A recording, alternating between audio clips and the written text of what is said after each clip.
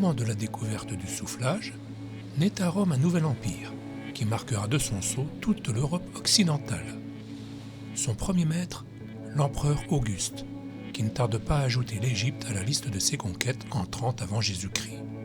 Aussitôt, avec clairvoyance, il exige d'abord qu'une partie du tribut de guerre dont il taxe les vaincus soit constituée par des objets en verre dont il connaît l'excellente valeur commerciale. Le verre de qualité s'échange alors aussi bien que l'or. Puis, quelques 40 ans plus tard, la contribution égyptienne ne suffisant plus à Rome pour maintenir ses échanges avec d'autres puissances comme la Chine et l'Inde, l'empereur Tibère ordonne aux verriers égyptiens de venir installer leur industrie sur le sol latin en 14 après Jésus-Christ. Avec l'implantation de ces artisans orientaux, commence le premier âge d'or du verre qui durera plus de 4 siècles. En effet, Rome, société civilisée dont les besoins vont grandissant, développe l'industrie du verre, multipliant ses utilisations et ses formes, comme en témoignent les nombreux récipients destinés à la parfumerie, la pharmacie, la droguerie et l'alimentation, retrouvés notamment en 79 après Jésus-Christ dans les maisons de Pompéi, favorisant son extension sur tout son empire. Sur le passage des légions, certains verriers s'installaient définitivement, établissant ainsi des ateliers en Gaule, dans la basse vallée du Rhône, puis dans la région de Lyon et vers le nord.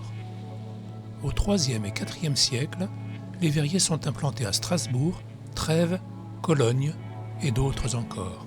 Mais la guerre va freiner cette expansion. Après 3 siècles de paix relative, les invasions vont brutalement ruiner cette expansion gallo-romaine. Submergé par le flot des barbares, l'Occident voit son expansion commerciale considérablement freinée. L'Orient redevient pour des siècles le creuset artistique et culturel du monde méditerranéen avec 2 foyers principaux, Constantinople et Damas. La verrerie d'art syrienne connaît une vogue considérable et les mots verre de Damas constituent, au Moyen-Âge, un véritable label de qualité, une marque de raffinement aux yeux des grands seigneurs.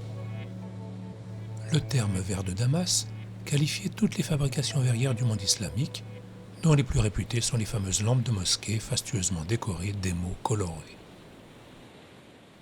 Byzance participe largement à cette diffusion de l'art oriental. Une petite anecdote, au Moyen-Âge, un visiteur européen, émerveillé par tout ce qu'il voyait dans ce carrefour du monde, écrivait « Il n'y a point dans les quartiers de cette ville un pouce de terrain qui ne soit occupé par une boutique. On offre en vente des objets si délicats et si charmants que si tu avais l'os de la jambe rempli d'or, tu les casserais pour les acheter. Sans casser l'os de leurs jambes, les croisés, qui jouèrent un rôle considérable dans les échanges culturels et économiques du temps, rapportèrent en Occident avec ces objets orientaux des provisions d'exotisme qui fleureront pendant tout le Moyen-Âge.